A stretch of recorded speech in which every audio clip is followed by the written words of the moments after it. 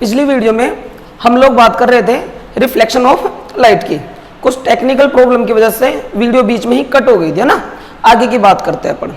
मैंने इतना बता दिया था कि भाई रिफ्लेक्शन ऑफ लाइट में हमने रिफ्लेक्शन के जो लॉ हैं उनको पढ़ लिया था। रिफ्लेक्शन के लॉ दो लॉ थे, angle of incidence equal to angle of reflection, और एक अपन ने पढ़ लिया था incident light ray, reflected light ray and normal lie in same plane. इनके बारे में बातें हो गई थी और मैं आपको ये बता रहा था कि किस प्लेन में एग्जिस्ट करते हैं। कि तो मैंने आपको ये बात ऐसे कही थी, अगर ये ऐसा मिरर है तो ये इस प्लेन, अगर मैं बताऊं ये मिरर है तो ये इस प्लेन में होंगी। जिस प्लेन में incident light ray, reflected light ray और नॉर्मल होगा वो plane perpendicular to the mirror होगा। मिरर से हमेशा क्या रहेगा? परपेंडिकुलर। ठीक है। इसके बाद में एक बात ये थी कि सर नॉर्मल कैसे बनाना है, तो इसके लिए मैंने आप लोगों से कहा था नॉर्मल कैसे बनाना है। जो भी प्लेन होगा, जैसे ये प्लेन है, इस पे कैसे लाइन खींचनी है? नॉर्मल एक लाइन ड्रॉ करनी है। जैसे मान लीजिए सिंपल सा, अगर ये कोई प्लेन है तो इसका नॉर्मल इस तरह आप दिखाओगे। ये कोई मिरर है तो नॉर्मल ये होगा।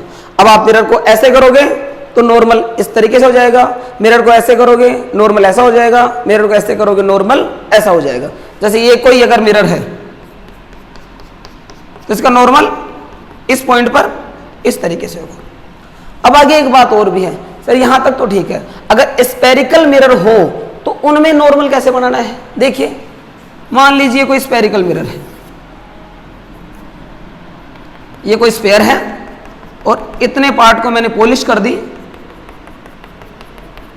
तो यहां से यहां तक का पार्ट स्फेरिकल मिरर हो गया, यहां से यहां तक का पार्ट एक स्फेरिकल मिरर हो गया। ठीक है। अब मान लीजिए, अच्छा ये आपको पता होगा, आपने 10th क्लास तक पढ़ा होगा, ये कौन सा है? कॉन्वेक्स। और ये यहां से यहां तक की बात करें तो कॉनकेव। मान लीजिए कोई लाइट रेस के ऊपर ऐसे आई तो देखिए इस पॉइंट पर अगर नॉर्मल बनाना हो तो नॉर्मल किस तरीके से अपन ड्रॉ करेंगे। देखिए ध्यान देने की बात, जब भी आप किसी स्फेरिकल मिरर का नॉर्मल बनाएंगे तो ध्यान देने की बात यह है कि नॉर्मल हमेशा उस स्फेयर के सेंटर से जाएगा, इस तरीके से सेंटर से। अगर पूरे स्फेयर की बात करें तो ये सेंटर से, और सिर्फ अपन यहां से यहां तक की मिरर की बात करें तो ये जो सेंटर है इसको क्या बोलते हैं? Centre of curvature. अभी पढ़ेंगे अपन थोड़ी देर बाद। ठीक है। तो ये आई कोई भी एंगल थीटा से, तो रिफ्लेक्टेड लाइट रे कुछ इस तरीके से हो जाएगी, थीटा से आई थीटा से चली गई। तो कहने की बात क्या है? स्फेरिकल मिरर का नॉर्मल कैसे लेना है? सेंटर से होता हुआ उसको निकालना है। यहां से लाइट रे कोई आई, यहां आपको नॉर्मल बनाना हो तो वही सेंटर से, और ये इस तरीके से। ठीक है। तो जो भी स्फेरिकल मिरर होंगे और जब भी आप उसका नॉर्मल बनाओगे तो नॉर्मल हमेशा कहां से जाएगा? स्फेयर की बात करें तो सेंटर से, और सिर्फ मिरर की बात करें तो जो सेंटर है उसी को क्या बोलते हैं? मिरर का centre of curvature. Centre of curvature से चीज ये नॉर्मल जाएगा। ठीक है। आगे की बात करते हैं।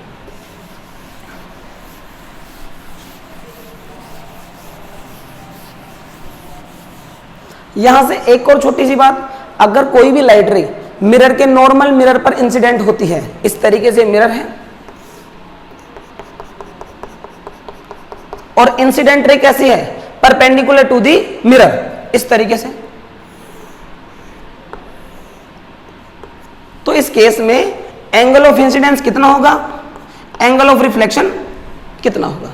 देखिए ये मिरर है, अगर आप इसका नॉर्मल बनाएंगे तो नॉर्मल भी ऐसे होगा, परपेंडिकुलर टू द मिरर, और लाइट रे भी परपेंडिकुलर टू द मिरर। तो लाइट रे और नॉर्मल के बीच का जो इंसिडेंट लाइट रे और नॉर्मल, इन दोनों के बीच का जो एंगल होगा कितना हो जाएगा? 0। ठीक है। ऐसे तो होगा भाई, आप लोगों ने पीछे ऐसे बनाया था कि ये नॉर्मल है और ये इंसिडेंट लाइट रे है। अगर ये इसी के ऊपर आ जाएगी, ये ऐसे करता करता ये यहीं आ गई,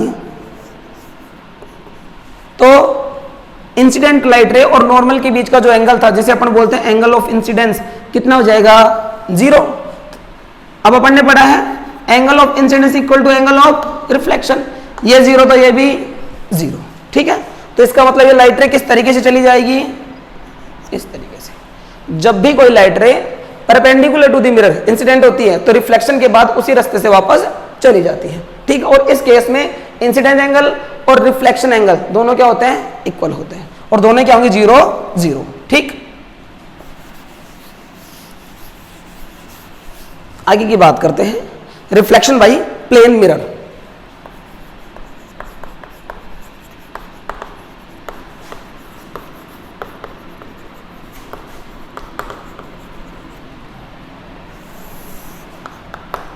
देखिए प्लेन मिरर से रिफ्लेक्शन में अपने को क्या क्या चीजें देखने को मिलती हैं, और हम ये देखेंगे कि एक प्लेन मिरर किस तरीके से लाइट रे को रिफ्लेक्ट करता है, किस तरीके से हमें इमेज बनाकर वो देता है। मान लीजिए ये कोई एक प्लेन मिरर है, ठीक है। मान लीजिए यहां कोई आदमी खड़ा है, ये कोई ऑब्जेक्ट रखा है, ऐसे समझ लीजिए। यहां से लाइट रे कोई गई, एक लाइट रे ऐसे चली गई, एक लाइट रे ऐसे गई है, ठीक है। ये लाइट रे अगर मैं यहां पर नॉर्मल बनाऊं तो जिस एंगल से आएगी उस एंगल से चली जाएगी, ये इस तरीके चली जाएगी, ठीक है। ये लाइट रे मिरर पर क्या है, परपेंडिकुलर, तो जैसे आएगी वैसे के वैसे वापस आ जाएगी, ठीक है। यहां से अगर कोई आदमी यहां से देखता है तो देखिए हमें इमेज कहां दिखेगी,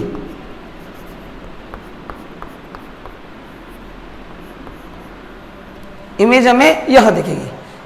रियल में तो चली गई, लेकिन हम जो माइंड है इसको पीछे की तरफ बढ़ाएगा, और ये यहां हमने इसको पीछे की तरफ बढ़ाया, इसको बढ़ाया, दोनों यहां पर मिलती हैं, तो यहां अपने पास जो इमेज है वो अपने को यहां दिखेगी,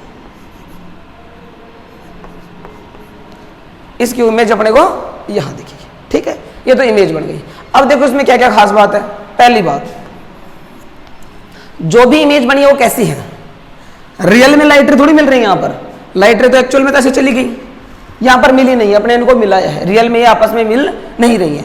तो जो इस कंडीशन में जो इमेज मिलेगी अपने को, जो इमेज बनेगी, उस इमेज को अपन लोग बोलेंगे कैसी इमेज है, ये वर्चुअल। कैसी इमेज है, वर्चुअल इमेज। एक बात, जो इमेज है कैसी है, वर्चुअल। दूसरी बात, सीधी है तो क्या बोलेंगे इसको, वर्चुअल इमेज, और कैसी है, इरेक्ट। तो पहली बात तो ये हुई कि जब भी किसी प्लेन मिरर से जब इमेज बनती है तो इमेज कैसी होती है, वर्चुअल और इरेक्ट। एक बात। दूसरी बात देखिए इसके अंदर और क्या हो जाएगा,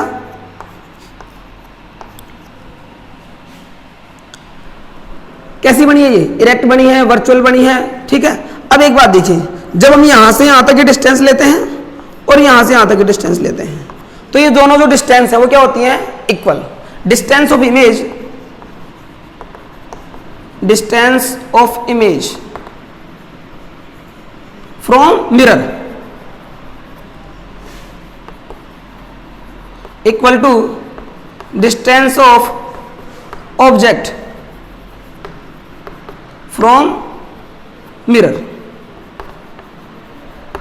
यानी मिरर से इमेज की डिस्टेंस, सॉरी ऑब्जेक्ट की डिस्टेंस और इमेज की डिस्टेंस दोनों क्या होती हैं, इक्वल होती है। आपका ऑब्जेक्ट मिरर के जितने पास होगा इमेज भी उतनी पास होगी, आपका ऑब्जेक्ट मिरर से जितनी दूर होगा इमेज भी मिरर से उतनी दूर बढ़ती चली जाएगी। तो ये दो तीन बातें हैं, ठीक है, कि भाई वर्चुअल होती है, ये इरेक्ट होती है, मतलब सीधी बनती है, और जो डिस्टेंस है ये दोनों क्या होती हैं, इक्वल होती हैं।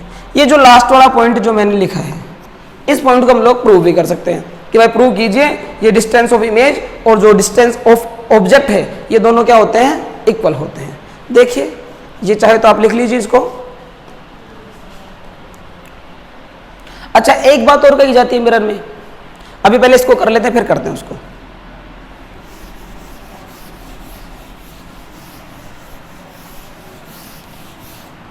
देखिए मान लेते हैं ये अपने पास एक मिरर है,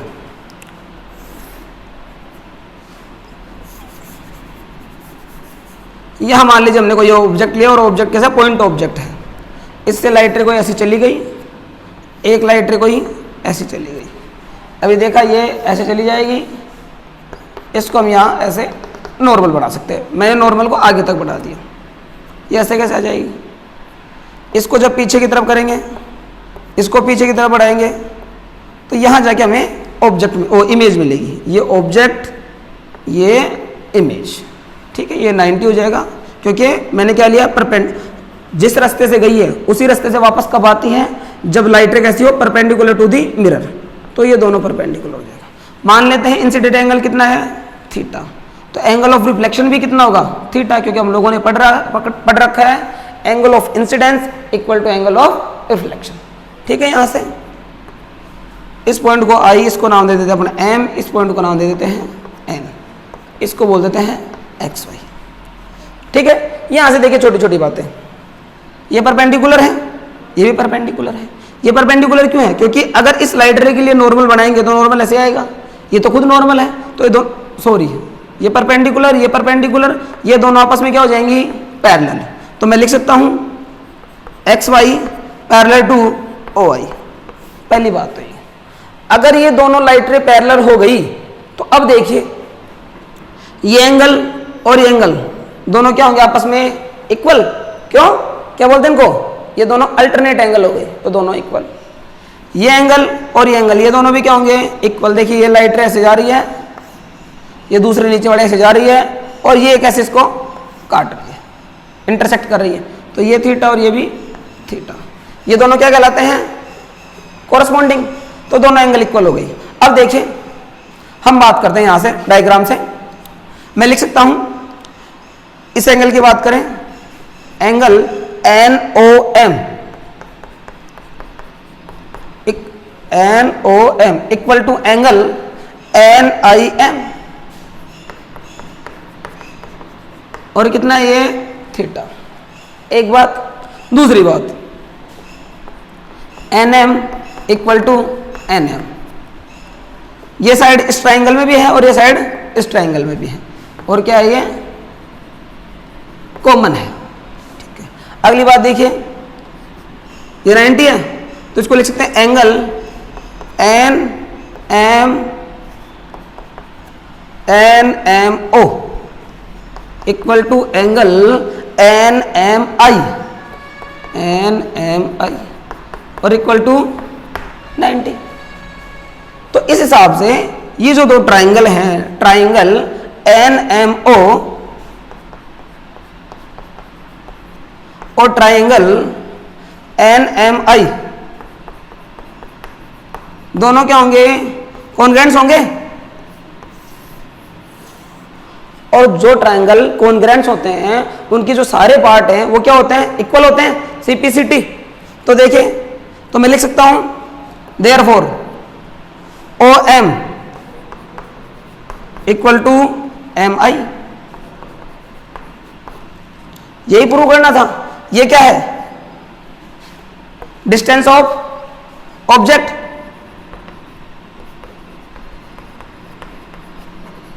distance of object from mirror, है ना, मिरर से है, इक्वल टू ये क्या है, MI, डिस्टेंस ऑफ इमेज,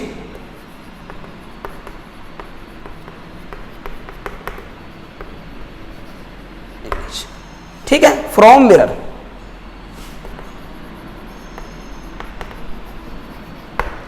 ये चीज हमको प्रूव करनी थी, ठीक है, सिंपल सा है, लिख लीजिए।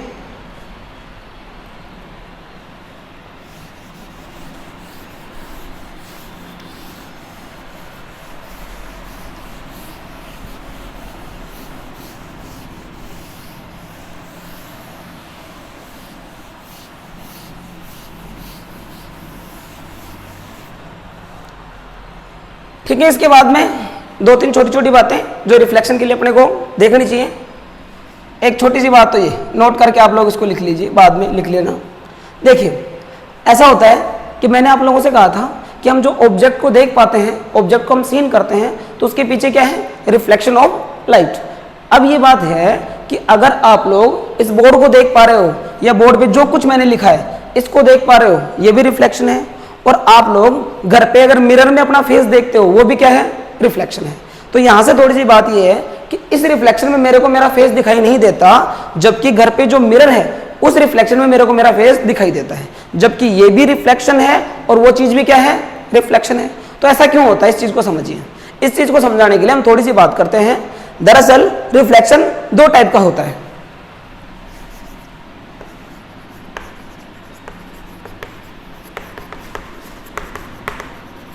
टाइप ऑफ रिफ्लेक्शन दो टाइप का होता है। कौन सा? देखिए, मान लीजिए एक ऐसी सरफेस है, ये सरफेस एकदम स्मूथ है, इसको अपन फिजिक्स की भाषा में बोलते हैं ऑप्टिकली प्लेन। जैसा कि मिरर होता है, जैसे कि अपने पास बात कर सकते हैं, मिरर ऐसा ही होता है। ठीक है, एक बात। दूसरा देखिए, ये भी कोई सरफेस है, लेकिन ये रफ सरफेस है ना, अपने को दिखने में लग रहा है जैसे ये, अपन इसको बोल सकते हैं कि भाई ये, अपने को एक बार आप बोलो सब ये स्मूथ है, स्मूथ नहीं, ये रफ है। स्मूथ तो क्या है? एकदम जैसा कि अपना ये मोबाइल का जो स्क्रीन होती है, ये एकदम स्मूथ है, ये स्मूथ है। घर पे जो आपके मिरर है वो एकदम स्मूथ है, ये रफ सरफेस है। ठीक है, अगर आप इस सरफेस को जूम करके देखें तो मान लीजिए ये सरफेस कुछ आपको इस तरह की दिखाई देती है। ठीक है, अब देखिए होता क्या है, लाइट रे आई इस तरीके से, और लाइटें जब भी किसी ऑब्जेक्ट से यहां पर आ रही हैं तो किसी ना किसी एक पैटर्न को लेकर आती हैं। ऐसे कैसे चली गई?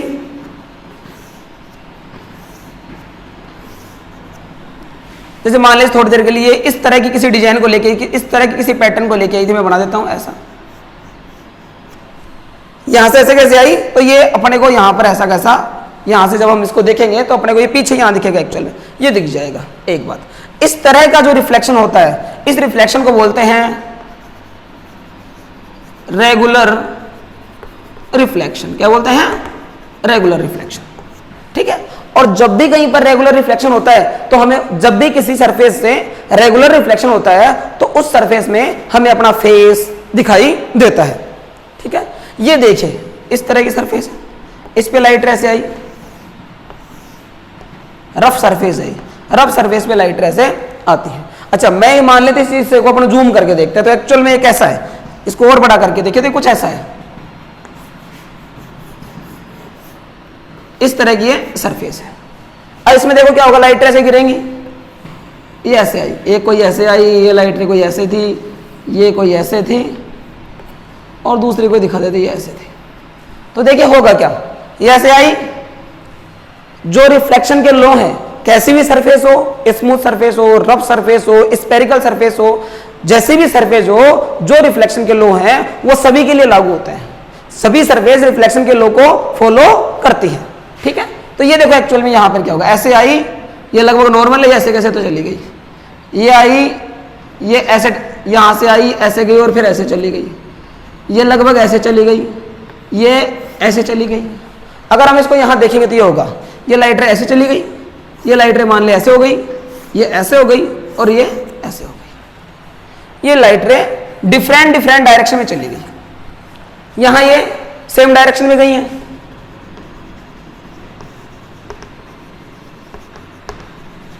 यहां ये डिफरेंट डायरेक्शन में गई है। बस ये डिफरेंस है। जब रिफ्लेक्टेड लाइट रे सेम डायरेक्शन में जाती है तो उसको हम लोग बोलते हैं रेगुलर रिफ्लेक्शन, और जब लाइट रे डिफरेंट डायरेक्शन में जाती हैं तो इस चीज को हम बोलते हैं irregular reflection. Irregular reflection,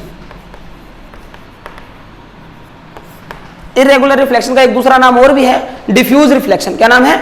diffuse reflection. तो आप इर्रेगुलर रिफ्लेक्शन बोलिए या फिर बोलिए डिफ्यूज रिफ्लेक्शन, इसको अपन बोलते हैं रेगुलर रिफ्लेक्शन। अब आगे की बात देखिए, ये जो बोर्ड, बुक, ये इन सब में जो अपन पढ़ते हैं, ये देख रहे हैं जी, ये जितनी भी सरफेस हैं ये सारी रफ सरफेस है, और जितनी भी रफ सरफेस हैं इन सब रफ सरफेस से हमेशा होता है इर्रेगुलर रिफ्लेक्शन। तो सिंपल वर्ड में अपन कह सकते हैं कि हम बुक में अपना चेहरा नहीं देख पाते, बुक में फेस नहीं दिखता, मिरर में दिखता है। क्यों? क्योंकि जो बुक है उससे होता है इर्रेगुलर रिफ्लेक्शन, और जो अपना मिरर है उससे होता है रेगुलर रिफ्लेक्शन। इर्रेगुलर रिफ्लेक्शन में क्या होता है, ये लाइटें डिफरेंट डायरेक्शन में चली जाती हैं। जैसे किसी पैटर्न को यहां से लेके आई तो कोई इधर चली गई, कोई इधर, कोई इधर, ये ऐसा कैसा पैटर्न यहां से जब देखेंगे तो दिखाई नहीं देता है। ठीक है, दो टाइप रिफ्लेक्शन के होते हैं। ठीक, अच्छा, इसके साथ साथ ये बात और नोट कीजिएगा कि जैसी भी सरफेस हो, स्पेरिकल सरफेस हो, रफ सरफेस हो, ऑप्टिकली प्लेन सरफेस हो, सभी सरफेस जो है वो रिफ्लेक्शन को लॉ को फॉलो करती है, ओबे करती है। रिफ्लेक्शन के लॉ सभी सरफेस के लिए कैपेबल है। ठीक है, लिख लीजिए थोड़ा बहुत इसके बारे में।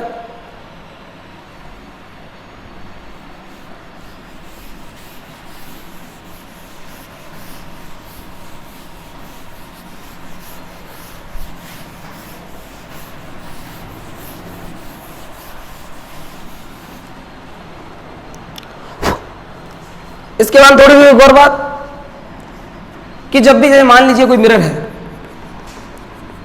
इस मिरर में कोई चीज यहां है, इसकी इमेज अपने को यहां मिलती है। होता क्या है, ये मान लीजिए थोड़ी देर बाद बदल कर ये यहां से यहां तक आ जाते हैं, और इसको यहां से यहां तक आने में मान लीजिए थोड़ी देर के लिए 1 सेकंड का टाइम लगता है, और ये कितनी चलती है, 1 मीटर चलती है 1 सेकंड में। ठीक है, ये जैसे ही ऑब्जेक्ट पीछे जाएगा, इमेज भी पीछे जाएगी, ये यहां से यहां चलेगी, इसको भी यहां से यहां तक जाने में वही 1 सेकंड, वही डिस्टेंस कितनी, 1 मीटर। लेकिन अब देखिए, पहले मान लेते हैं यहां से यहां तक दोनों के बीच की जो डिस्टेंस थी, किसके बीच की, इमेज सॉरी ऑब्जेक्ट और इमेज के बीच की जो पहले की डिस्टेंस थी, थोड़ी देर के लिए मान लेते कितनी थी, पहले 10 मीटर थी। अच्छा, अब जो 1 सेकंड में हुआ, ये 1 सेकंड में पीछे गई, 1 सेकंड में ये पीछे चला गया, तो अब दोनों के बीच की डिस्टेंस कितनी हो गई, 1 मीटर इधर आई है, 1 मीटर ये ऐड कर देंगे, 1 मीटर ये इधर चली गई, 1 मीटर ऑब्जेक्ट पीछे आया, 1 मीटर इमेज पीछे चली गई। अब अगर दोनों का देखें तो कितनी हो गई, 12 मीटर हो जाएगी दोनों के बीच की डिस्टेंस। यानी 1 सेकंड में देखो, अब देखो यहां समझने की बात है, रियल में 1 सेकंड में ऑब्जेक्ट कितना चला, 1 मीटर। तो आप इसकी वेलोसिटी को बोलोगे या इसकी स्पीड को बोलोगे 1 मीटर पर सेकंड, एक्चुअल में ऑब्जेक्ट इतना चला। ठीक है, अब देखिए दोनों के बीच की जो डिस्टेंस है वो कितनी चेंज हो गई 1 सेकंड में, 1 ये और 1 ये, तो दोनों कितनी और चेंज हो गई, सॉरी डिस्टेंस कितनी चेंज हो गई दोनों के बीच की, 2 मीटर। तो अब इस हिसाब से अब इस ऑब्जेक्ट के हिसाब से इमेज की स्पीड कितनी हो गई, कितनी होगी, इमेज स्पीड का पता करना, स्पीड या वेलोसिटी क्या है, पर सेकंड जो डिस्टेंस में डिस्प्लेसमेंट में चेंज होता है। तो देखो पर सेकंड कितना चेंज हुआ, 1 तो ये खुद आया था, 1 ये खुद चली गई, तो टोटल इस ऑब्जेक्ट के हिसाब से इमेज की जो डिस्टेंस है वो कितनी चेंज हो गई, 2 मीटर। तो ऑब्जेक्ट के हिसाब से इमेज की डिस्टेंस क्या होगी, वो सॉरी इमेज की वेलोसिटी क्या होगी, 2 मीटर पर सेकंड। इसका मतलब सिंपल सा मतलब ये है कि अगर किसी ऑब्जेक्ट की वेलोसिटी, ऐसे लिखे वेलोसिटी ऑफ ऑब्जेक्ट,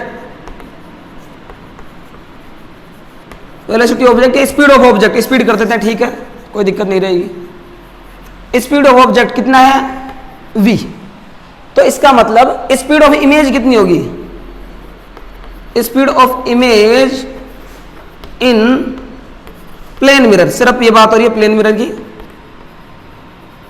वो कितनी हो जाएगी, 2v। ठीक है, जो ऑब्जेक्ट को जो इमेज है वो डबल स्पीड से जाती हुई दिखती है। रीजन आपको समझ में आया कि 1 के पीछे गए, 1 वो चला गया, तो डिस्टेंस तो ज्यादा चेंज हो गई। ठीक है, ये बात पे आप नोट कर लीजिए।